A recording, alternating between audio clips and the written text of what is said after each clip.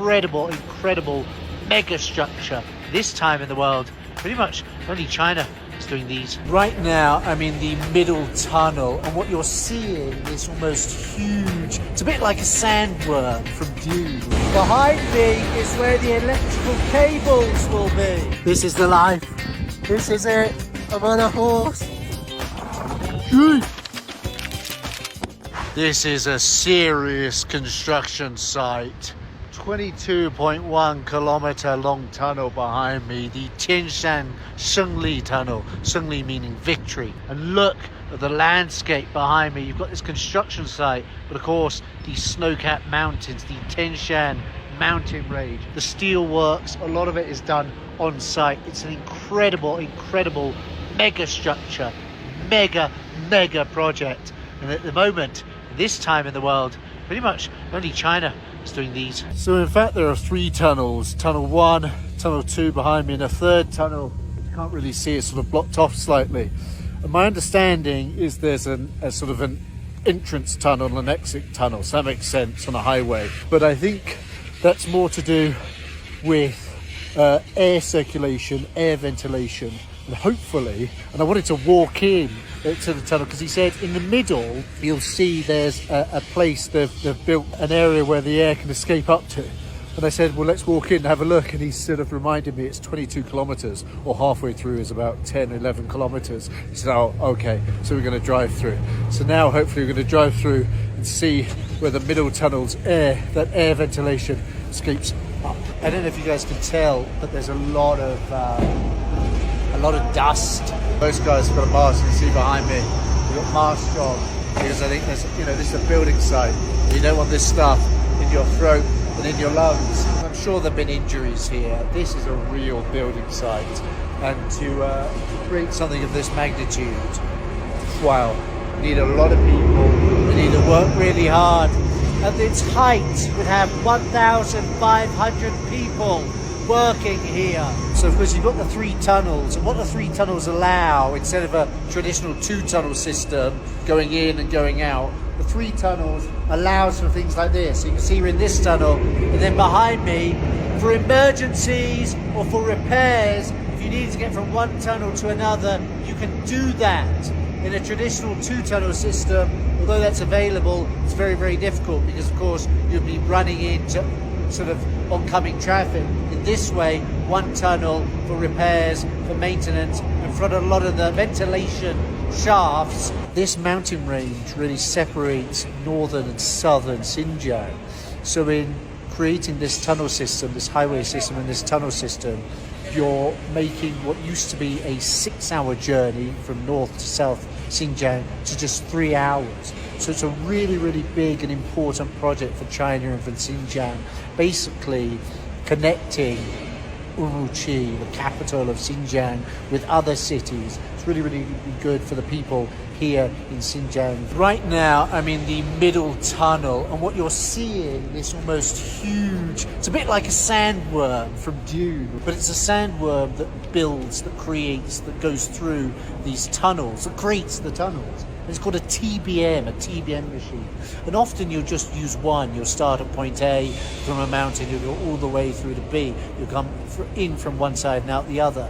But in this instance, here at the Tianshan Shengli mountain, here at the Tianshan Shengli, it's got a circumference of about 8.3 meters.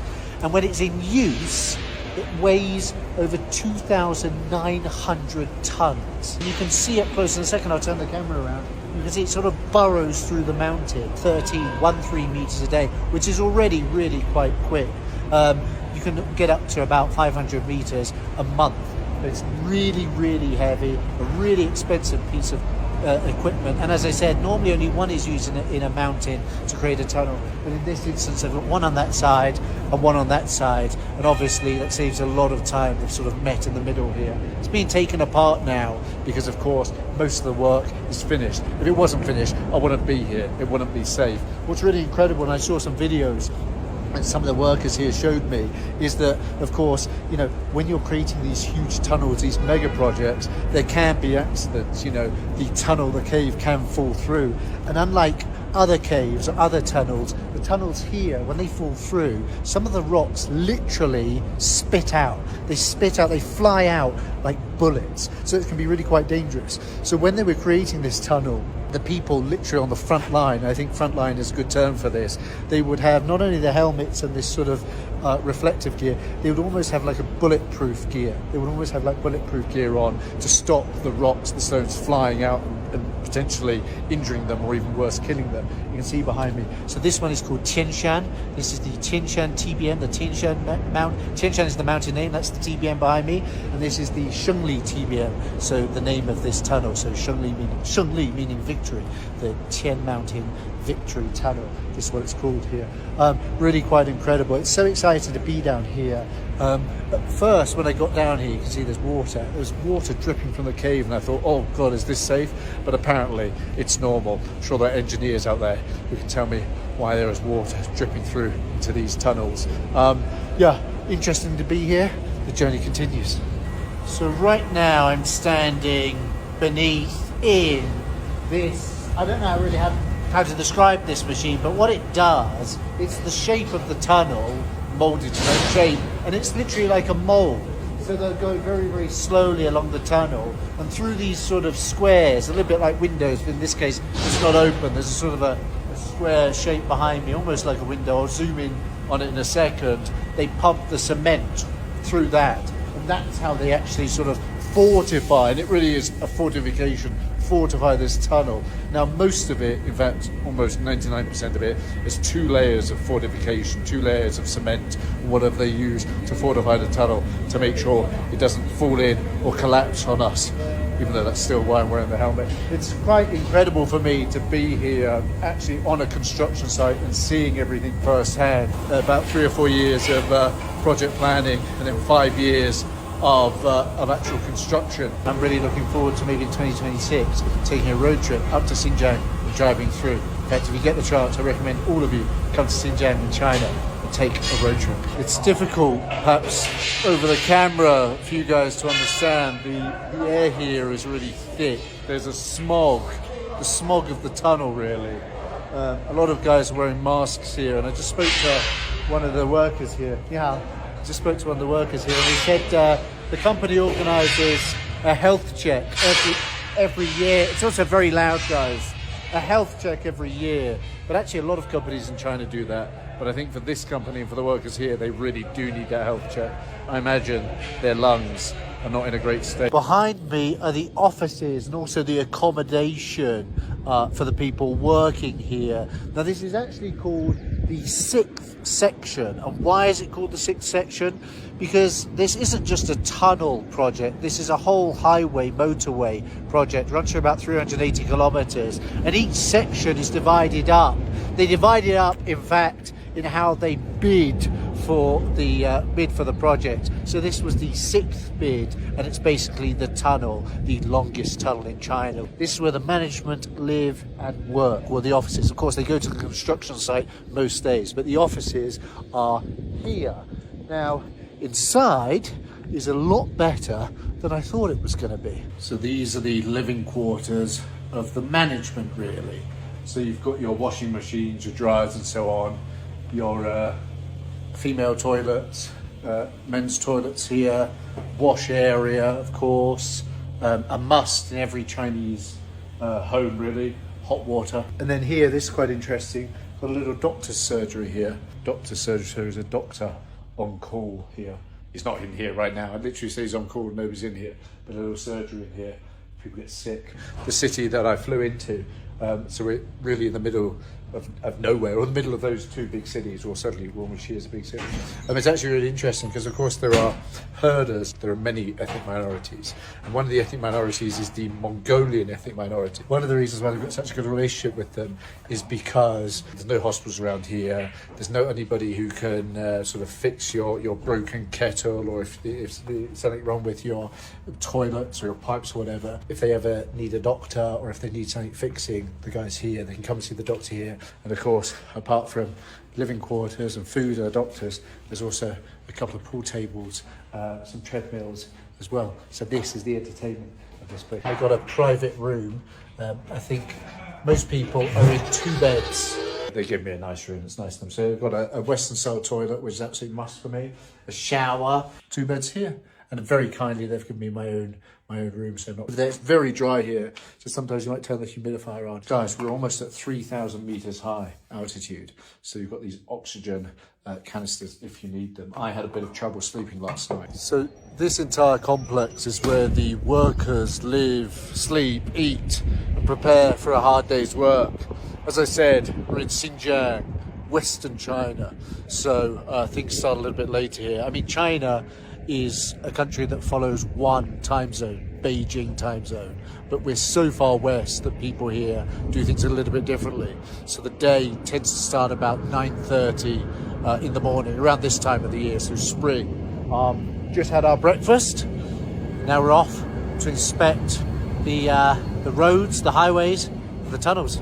Let's go. Before this tunnel project started, there was no electricity and there was no running water sort of sewage system here. That's what this project has brought the local people. It's brought the running water sewage system, it's brought them electricity, it's brought them the internet. They didn't have the internet before, sort of 5G coverage. And of course the tunnel is going to bring them a lot more business in terms of tourists coming here in the future, because of course the transit time to get here is going to be reduced greatly. And of course, you know, the biggest city in Xinjiang, Urumqi, will be much closer.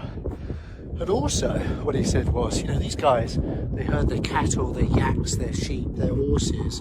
They have to take those to market when they want to sell them. And apparently the biggest market here, again, is in Urumqi. So now they can get their animals to market a lot quicker. It's a really good thing. And it's what China's doing at the moment, it has been doing for the last 20, 30 years, these big mega projects. It's really incredible to see. It makes me wonder why we aren't doing this in the UK. Perhaps we did do this in the UK, you know, hundreds of years ago. But why we can't do it now? You know, there are projects that you talk, what was it called? H2? I can't remember. Train lines crisscrossing the country and so on and so forth. Why can't we do that in the UK now? Genuinely interested. If anybody's in the UK government or in engineering or just anybody in the UK, is it because of government legislation it takes too long? Is it because it's too expensive? Is it because people are worried about the environmental effects? What is it? You know, there are environmentally friendly ways of doing things. And the prosperity that comes from it surely needs to, you know, you need to have a balance. We want to be environmentally friendly. We want people to be prosperous and live more convenient lives. China seems to be doing that far better than a lot of other countries. I think in a reverse way, a lot of developed countries can now look to China and see where they can improve their own countries, at least. Let's take a look at the Mongolian yurt here on the plateau in Xinjiang.